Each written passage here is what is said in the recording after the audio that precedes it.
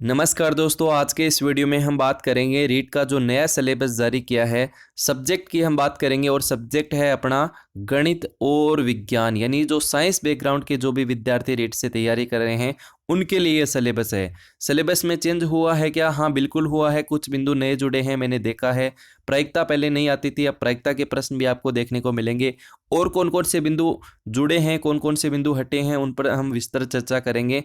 इससे पहले मैं आपको बता दूं कि जो रीट का जो नया सिलेबस जारी हुआ है उसकी पूरी पीडीएफ, कंप्लीट पीडीएफ आपको सिलेबस की मेरे टेलीग्राम चैनल जो है अपडेट बाय एनके, उस पर आपको मिल जाएगी।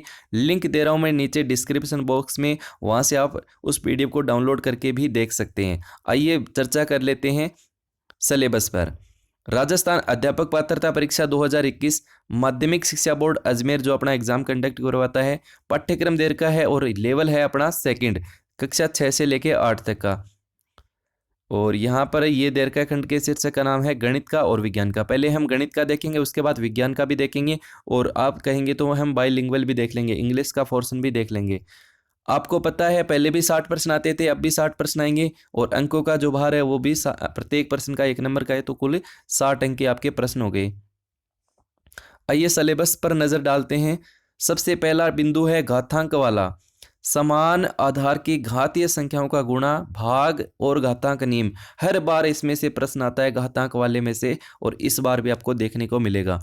इसके बाद है बीजीय व्यंजक, बीजीय व्यंजकों का योग, व्यंकलन, गुणा, भाग एवं सर्वसमीकाई। पहले भी ये बिंदु था, अब भी है ये। इसके बाद है गुणनखंड। सरल बीजीय व्यंजकों के गुणनखंड दे रखे हैं, सरल बीजीय व्यंजकों के गुणनखंड दे रखे हैं। पिछले साल भी प्रश्न था, 2015 में भी था, इस बार भी आपको देखने को मिलेगा। इसके बाद दे रखा है सरल एक घातीय समीकरण ही दे रखी है दोस्तों, x प्लस वाई, ये एक घातीय समीकरण है। इसमें x और y की एक एक घात होती है, वही एक घातीय समीकरण होता है। द्विघातीय समीकरण का कोई प्रश्न आपको देखने को नहीं मिलेगा। इसके बाद देखिए दोस्तों, वर्ग और वर्गमूल नीचे दे रखा है, घन और घनमूल, तो ये भी आपको तैयार करना है। इसमें से भी हर बार प्रश्न आता है, वर्ग वाले पोर्शन में भी पहले भी ये था, अब भी यही है। इसके बाद दे रखा है ब्याज में दे रखा है सरल ब्याज, चक्रवर्ती ब्याज, लाभानी। और इसके बाद है अनुपात, समानुपात, समानुपाती भागों का विभाजन। और ये बिंदु जो आप देख रहे हैं भिन्न वाला, ये पहले नहीं था दोस्तों, आप जोड़ दिया है भिन्न वाला, ये भी आपको अब पढ़ना पड़ेगा। इसके बाद है दोस्तों प्रतिशतता, यानी परसेंटेज हो गया, जन्म दर, मृत्यु दर हो गया, जनसंख्या वृद्धि एवं ह्रास हो गया। ये पहले भी था, इसमें कोई दिक्कत आपको होगी नहीं।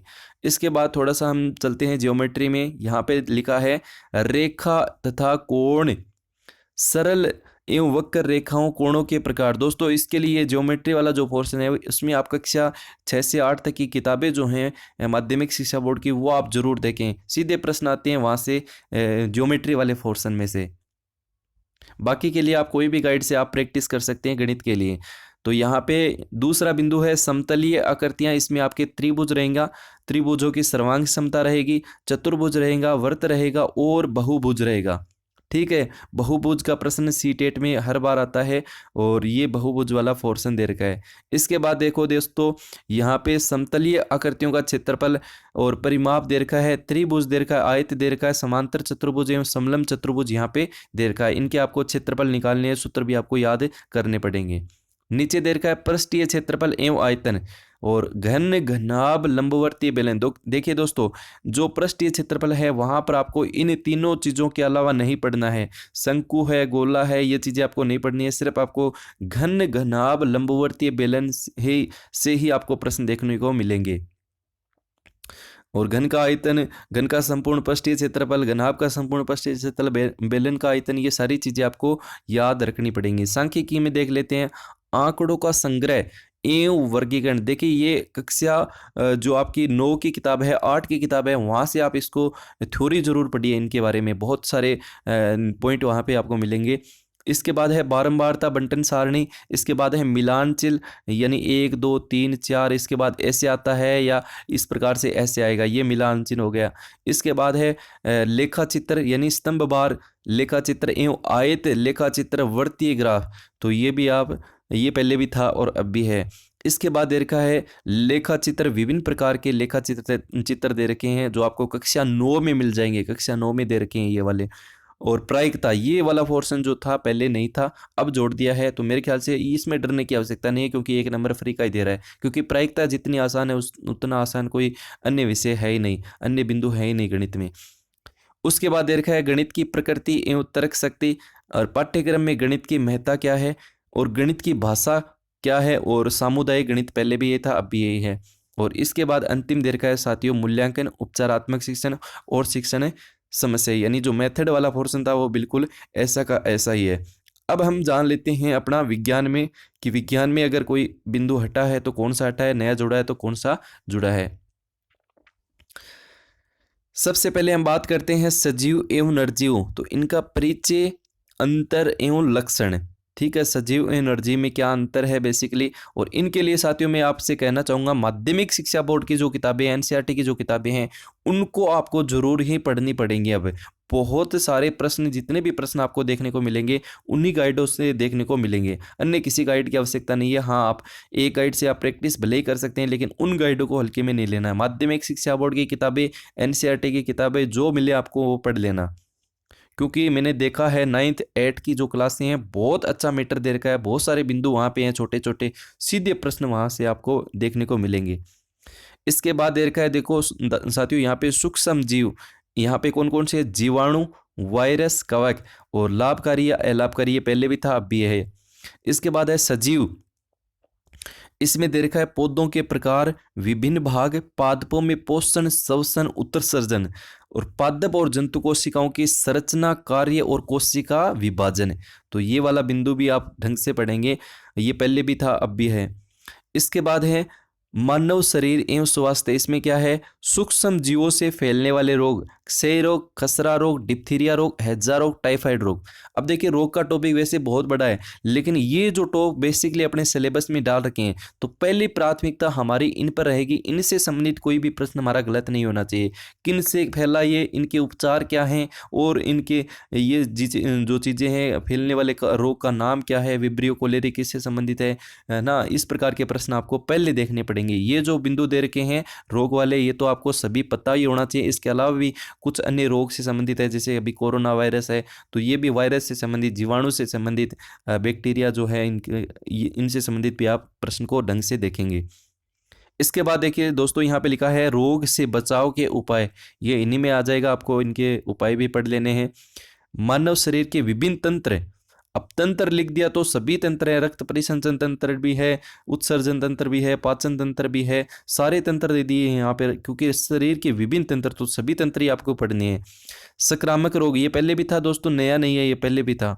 संक्रामक रोग है, तो इसमें संक्रामक रोग से फैलने के कारण क्या है, बचाव क्या है, कौन कौन से संक्रामक है, कौन कौन से असंक्रामक है, तो ये सरल सा बिंदु है, कक्षा 9 में आप जरूर पढ़िएगा इसको। भोजन के स्रोत दे रखे हैं, भोजन के प्रमुख अवयव दे रखे हैं, इनकी कमी से होने वाले रोग दे रखे हैं, और संतुलित भोजन दे रखा है। इसके बाद साथियों यहाँ पे लिखा है जंतु प्रजनन एवं किशोरावस्था, जनन की विधियाँ क्या है, लैंगिक और अलैंगिक जनन, किशोरावस्था एवं यौन आरंभ, शारीरिक परिवर्तन, जनन में हार्मोन्स की क्या भूमिका है, और जनन स्वास्थ्य। तो ये वाला बिंदु भी आप मेरे ख्याल से बहुत अच्छे से तैयार करेंगे, इजी सा टॉपिक है, पहले भी था अब भी है। इसके बाद साथियों यांत्रिकी में हम देख लेते हैं, यांत्रिकी में हम बात करते हैं अपनी जो फिजिक्स है उसमें क्या है, तो उसमें आपको बल वाला टॉपिक है, गति है, बल एवं गति है। इसके बाद हो जाएगा आपके बलों के प्रकार, कौन कौन से बलों के प्रकार आपको पढ़ने हैं, पेशीय बल, घर्षण बल, गुरुत्व बल, चुंबकीय बल, स्थिर विद्युत बल, ये पढ़नी है। और लास्ट में लिखा है आदि, तो आदि का मतलब सारे ही आ गए, लेकिन मोस्टली हमें प्राथमिकता किन्हें देनी है, जो यहाँ पर सीधे सीधे लिख रखे हैं, इनको तो पढ़ना ही पढ़ना है बहुत अच्छे से ढंग से। बाकी के जो अन्य बल हैं, दुर्बल बल हैं, प्रबल बल हैं, उनको भी आपको पढ़ना है। इसके बाद दे रखा है गति के प्रकार, तो यहाँ पर गति के प्रकार दे रखे हैं, कौन कौन सी प्रकार पर आपको पढ़नी है, रेखीय गति, वर्ताकार गति, कंपन गति, आवर्त एवं घूर्णन गति, ये आपको प्रकार पढ़ने हैं मोस्टली, इनके अलावा नहीं पढ़ना है। इसके बाद कार्य एवं ऊर्जा वाला टॉपिक तैयार करना है। ऊर्जा के परंपरागत एवं वैकल्पिक स्रोत क्या है, ऊर्जा संरक्षण क्या है, दाब क्या है, देखो दाब का पूरा कंसेप्ट दे रखा है। इसके बाद वायुमंडलीय दाब आपको पता होना चाहिए, वायुमंडलीय दाब। उसके बाद एक और दे रखा है उत्प्लावन बल, तो ये बिंदु जो दे रखे हैं उनको आप हल्के में नहीं लेना, एक एक बिंदु का यूट्यूब पे सर्च करके किताबों से या कक्षा 6 से 8 की किताबों में आपको हर टॉपिक को अच्छे से तैयार करना है। इसके बाद दे रखा है ताप एवं ऊष्मा। तो यहाँ पर ताप एवं ऊष्मा का ऊष्मीय प्रभाव, तापमापी ऊष्मा संचरण, और इसके बाद है प्रकाश एवं ध्वनि वाला जो टॉपिक है, प्रकाश एवं ध्वनि वाला। इसमें देखो प्रकाश के स्रोत हैं, प्रकाश का परावर्तन है, प्रकाश का अपवर्तन भी है नीचे साथियों, यहाँ पे दोनों पढ़ने आपको, प्रकाश का परावर्तन और अपवर्तन। गोलीय दर्पण दे रखा है, समतल दर्पण भी दे रखा है। गोलीय दर्पण एवं समतल दर्पण दोनों से प्रतिबिंब बनना, ये भी बिंदु दे रखा है देखो, है ना।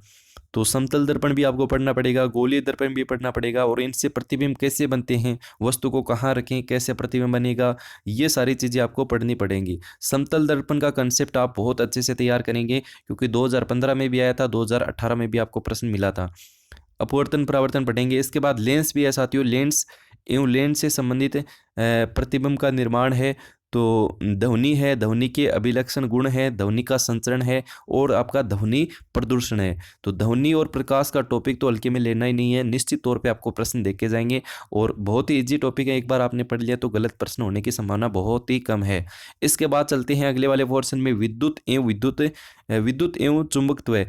तो इसमें ये हम ये ऐसा कह सकते हैं कि ये वाला बिंदु जो है वो आपके नया जुड़ा है। विद्युत धारा पहले नहीं था, अब जुड़ गया है विद्युत धारा। विद्युत परिपथ ये भी नया है, और विद्युत धारा के ऊष्मीय प्रभाव अब आपको ये भी पढ़ने पड़ेंगे। चुंबकीय पढ़ना पड़ेगा एवं रासायनिक, चुंबकीय एवं रासायनिक प्रभाव, और चुंबक एवं चुंबकत्व है। तो ये आपको पोर्शन जो है वो अब आपको तैयार करना पड़ेगा, ये हम नया बिंदु कह सकते हैं। इसके बाद साथियों विज्ञान एवं प्रौद्योगिकी अगर हम बात करें तो दैनिक जीवन में विज्ञान का क्या महत्व है। संश्लेषित रेशे एवं प्लास्टिक पहले भी था। संश्लेषित रेशों के गुणधर्म, प्रकार, प्लास्टिक एवं उसके गुणधर्म, प्लास्टिक एवं पर्यावरण, डिटर्जेंट, सीमेंट आदि, ये सारे बिंदु रहेंगे। और इसके बाद रहेगा चिकित्सा के क्षेत्र में विज्ञान एवं प्रौद्योगिकी, और अल्ट्रासाउंड है। देखो यहाँ पे एक्स किरणें आपको ढंग से पढ़ना है, सीटी स्कैन पढ़ना है। शल्य चिकित्सा, सुश्रुत जो थे शल्य चिकित्सा में पारंगत थे, और उन्होंने उनका योगदान आप पढ़ना, कक्षा 10 की किताब में दे रखा है ये। अल्ट्रासाउंड एवं लेजर किरणें, है ना, ये भी आपको पढ़ना है। दूर संचार के क्षेत्र में fax machine, computer, internet, email, website की सामान्य जानकारी दे रखा है। तो कंप्यूटर वाला जो हम कहते हैं कि कंप्यूटर है, ये पहले भी था वैसे, तो इनकी सामान्य जानकारी जो है वो आपको पता होनी चाहिए। इसके बाद चलते हैं साथियों सौरमंडल पे। सौरमंडल में आपको चंद्रमा एवं तारे पढ़ने हैं, चंद्रमा एवं तारे, सौर परिवार, सूर्य एवं ग्रह, और इसके बाद है धूमकेतु और तारा मंडल। अब चलते हैं केमिस्ट्री वाले पोर्शन में।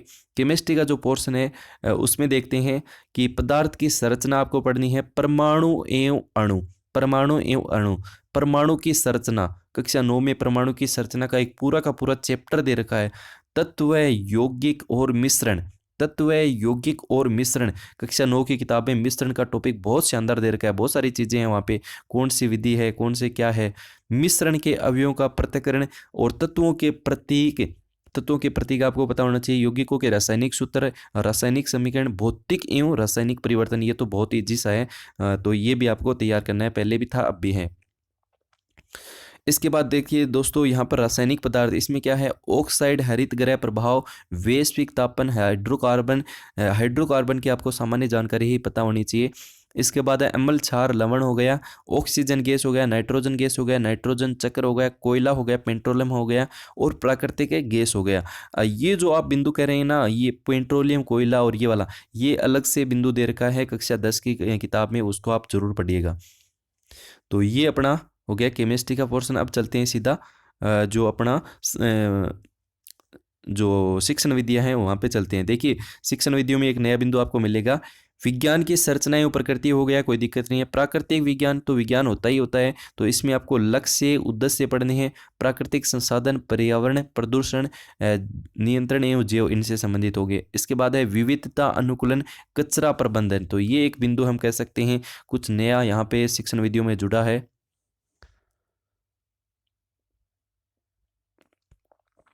इसके बाद देखिए दोस्तों यहाँ पे लिखा है कृषि प्रबंधन, कृषि की पद्धतियां कौन कौन सी हैं, राजस्थान में उगाई जाने वाली प्रमुख फसलें कौन कौन सी हैं, राजस्थान में उगाई जाने वाली फसलें कौन कौन सी हैं।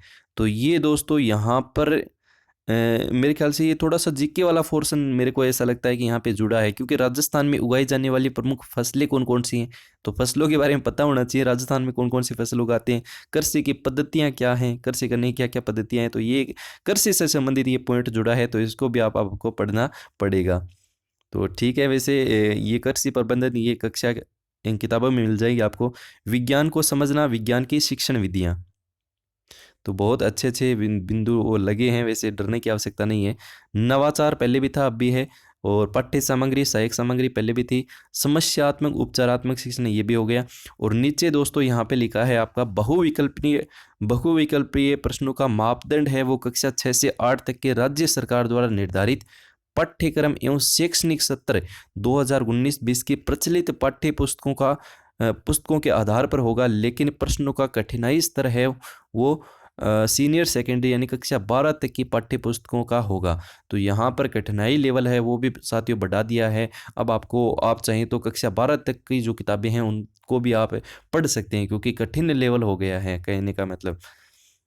तो ये वाला आप कह सकते हैं, ये कृषि प्रबंधन वाला जो बिंदु है ये आप नया कह सकते हैं, इसको आप जरूर पढ़ेंगे। और इसके बाद यहाँ पे ये वाला पोर्शन विज्ञान में आप नया कह सकते हैं, विद्युत धारा, विद्युत परिपथ, ये बिंदु जो दे रखा है, और ये भी आप ढंग से पढ़ेंगे। बाकी तो लगभग चीज़ें सेम है। गणित में ये प्रायिकता वाला पोर्शन है, इसको आपको पढ़ना है। और यहाँ पे ये भिन्न दे रखा है, ये भी एक नया बिंदु हम कह सकते हैं। तो ये साथियों सब्जेक्ट का पूरा मैटर था गणित के लिए। साइंस का जो भी विद्यार्थी है वो तैयारी कर रहा है तो उनके लिए पूरी पीडीएफ आपको टेलीग्राम ऐप पे मैंने डाल दी है। आप चाहें तो वहाँ से डाउनलोड करके वीडियो को दोबारा देखने की आवश्यकता नहीं है, पीडीएफ में आप जरूर देख सकते हैं। वीडियो अच्छा लगे तो लाइक कीजिएगा, शेयर कीजिएगा। मिलते हैं फिर से एक नेक्स्ट वीडियो में। अब भी आपके मन में कोई भी सवाल है, किसी भी प्रकार का सवाल है सब्जेक्ट से या अन्य विषय से, तो आप कमेंट कर सकते हैं। Thank you so much, bye bye, have a nice day.